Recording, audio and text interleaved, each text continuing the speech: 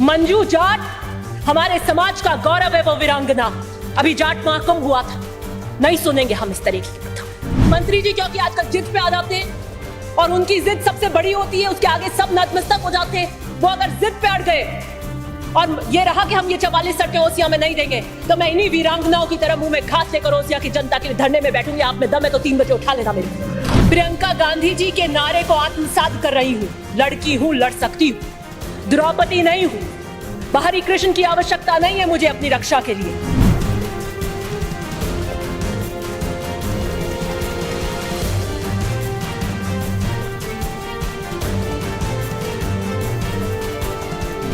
सच बात पूछिए तो उन्हें एक दिन महफिल सजाने का शौक आया। सच बात पूछिए तो उन्हें एक दिन महफिल सजाने का शौक आया। मैंने देखा कि क्या हुआ यकायक इन 2 दिनों में। वो सनम जो खुदा बन गए, उनका दीदार करना मना है। वो सनम जो खुदा बन गए, उनका दीदार करना, मंत्री जी का मेरे को दीदार ही नहीं हो रहा। उनकी महफिल में जब कोई आए, उनकी महफिल में जब कोई आए तो पहले अपनी नजरें झुका कर आए। समझ वालों समझ लेना, समझ वालों समझ लेना, समझ से काम लेना। समझ वालों समझ लेना, समझ से काम लेना। समझ में काश आ जाए, समझना समझना। समझ में काश आ जाए, समझना समझना। तो इतना ही कहना, इस्तीफा देना। मैं उस महफिल का हिस्सा नहीं थी उस दिन। मुझे मत ऐसे तंग कीजिए और हैंड ट्विस्टिंग कीजिए। मैं तो 20 में भी अपनी जगह थी, 23 में भी अपनी जगह थी, आज भी सही जगह खड़ी हूं। Somebody who is a convict begging for mercy can be the minister. फिर मैंने फिर सोचा कि चलिए पॉलिटिकल रिवेंजफुल एटीट्यूड इन्हीं 2 दिन में क्यों हुआ? इसी 2 दिन के अंदर ऐसा क्या घटनाक्रम हो गया? तो मैंने पूछा, अर्ज करी बंदे परवर से।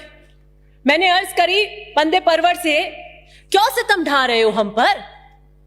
मैंने अर्ज करी बंदे परवर से, क्यों सितम ढा रहे हो हम पर? बात सुनकर हंसकर मुस्कुराकर वो बोले, हमसे टकराना मना है। मैंने भी मुस्कुराकर कह दिया, गलत में हां से हां मिलाना मेरी विरासत नहीं है। प्रियंका गांधी जी के नारे को आत्मसात कर रही हूं। लड़की हूं, लड़ सकती हूं, द्रौपदी नहीं हूं। बाहरी कृष्ण की आवश्यकता नहीं है मुझे अपनी रक्षा के लिए। मैंने 10 साल जबर के अंधेरों में जिंदगी गुजारी है। मैंने 10 साल दोजख पे सजदे किए हैं। इस धरती पे दोजख का नाम कारागृह को कहता है। उसी कारागृह पे मैंने 10 साल सजदे किए हैं। मैंने कांटों से नहीं, फूलों से धोखे खाए हैं। मैं सहारों से धोखा खाई हूं, अब सहारों से बच के चलती हूं। मैं राजस्थान, इस मर्दों के प्रदेश में महिलाओं की और वीरांगनाओं की दबंग आवाज बनकर गूंज रही हूं। मेरा दोष क्या है? मेरा दोष क्या है? मेरा दोष क्या है? मेरी वारदात क्या है? मेरी वारदात कुछ भी नहीं। मेरी वारदात कुछ भी नहीं। सब बजा लेंगे आप। नहीं बोले। मेरी वारदात कुछ भी नहीं। हाँ थी। नहीं, मेरी वारदात कुछ भी नहीं। नहीं, हाँ थी। मैं पार्टी के प्रति फर्माबरदार थी। मंत्री महोदय आला कमान को भी चुनौती दे सकते हैं। मैं तो छोटी सी कार्यकर्ता हूं, बावफा फर्माबरदार हूं अपने दल के प्रति। मुझे इस 2 दिन के घटनाक्रम पे अफसोस होता है और मैं कह देना चाहती हूं, क्या पता एक रवैया शायद उन्होंने सोच लिया हो कि हम तो डूबेंगे, जो डूबेंगे सनम तुमको भी साथ लेकर जाएंगे। तो मैं नहीं डूबूंगी। मैं तो पहले भी नहीं आई थी। राठौर साहब ने बिल्कुल कर दिया। मैं तो रंधावा जी को धन्यवाद देना चाहती हूं जो रिट्रैक्ट कराए के सारे इस्तीफे। नहीं तो आज मंजर कहीं कुछ और होता। मैं तो उस वक्त भी साथ में नहीं थी। गुर्जर कितनी दिल की गहराइयों से आपको चाहते हैं, यह सर्वविदित है। मीना समाज के कद्दावर नेता को आप आतंकी की समान उपाधि देते हैं। जाट समाज की बेटी मंजू को नाते के नाम से लेकर आप चरित्र हनन करते हैं। ये तीनों गुर्जर, मीना और जाट खेतिहार हैं और कांग्रेस के मूल वोट बैंक हैं।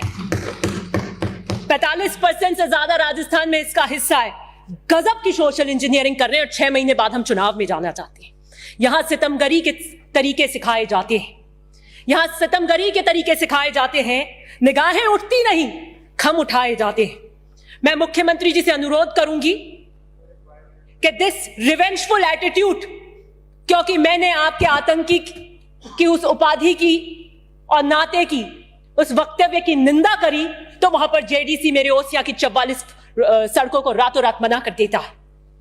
This political revengeful attitude, let the Rajasthan see it, कि अगर मैं सही पर सही खड़ी होकर अपने दल के लिए, अपने समाज के लिए, मंजू जाट हमारे समाज का गौरव है, वो वीरांगना, अभी जाट महाकुंभ हुआ था, नहीं सुनेंगे हम इस तरीके की प्रथा। यह सुनने के लिए हम उच्च स्तर के सदन के अंदर नहीं खड़े हुए। आप हमारी पार्टी से हो सकते हैं, और यह सरकार का वक्तव्य नहीं था। सरकार का वक्तव्य इतना था कि कब कब एफआईआर हुई और कब कब हमने अरेस्ट किया। और मैं इस बात का, मुख्यमंत्री जी के इस बात का समर्थन करती हूं कि हमें परिवार के बाहर नौकरी नहीं देनी चाहिए।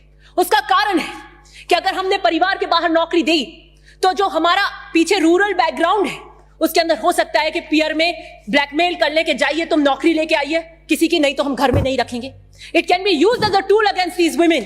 इसलिए हमें परिवार के बाहर नौकरी नहीं देनी चाहिए। वो बच्चे, शहीद के बच्चे डॉक्टर, इंजीनियर, आईएएस बनने चाहिए, लेकिन किसी कारण अगर किसी की हेल्थ अच्छी नहीं हो, कहीं कोई एक्सीडेंट हो जाए और वो उच्च पदों के पढ़ाई नहीं ले पाए, तो वो नौकरी उसके लिए रिजर्व होनी चाहिए। ये कहकर आप मत टालिए कि वो नाते में गई और आपने कभी देवर को दिया है क्या। मत करिए इस तरीके से चरित्र। आपने सरकार का, रुकिए मैं फिनिश कर रही हूं, ये सरकार का वक्तव्य मैं से अग्री करती हूं, लेकिन आपने वक्तव्य को कैसे पेश किया।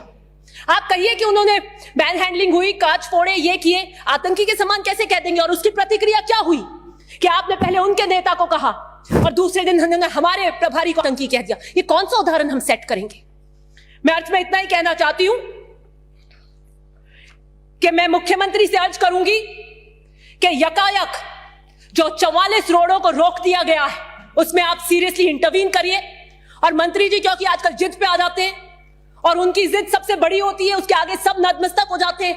वो अगर जिद पे अड़ गए और ये रहा कि हम ये 44 सड़कें ओसिया में नहीं देंगे, तो मैं इन्हीं वीरांगनाओं की तरह मुंह में घास लेकर ओसिया की जनता के लिए धरने में बैठूंगी। आप में दम है तो 3 बजे उठा लेना मेरे खून आरजू को वो समझ रहे हैं पानी, मेरे खून आरजू को वो समझ रहे हैं पानी। मेरी रोडे रोक कर नहीं कर मेरा हाथ मरोड़ पाएंगे आप। मैं सही के लिए खड़ी हूं उन जनप्रतिनिधि से, और कभी उसमें मेरे को गुरेज नहीं हुआ है। 6 महीने की अवधि है, हम सब चुनाव में जा रहे हैं। ये जो मिनिस्ट्री है इनके पास, जिस कलम से दस्तखत करते हैं, इस पे इतना मत इतराइए, ये भी उधार की है।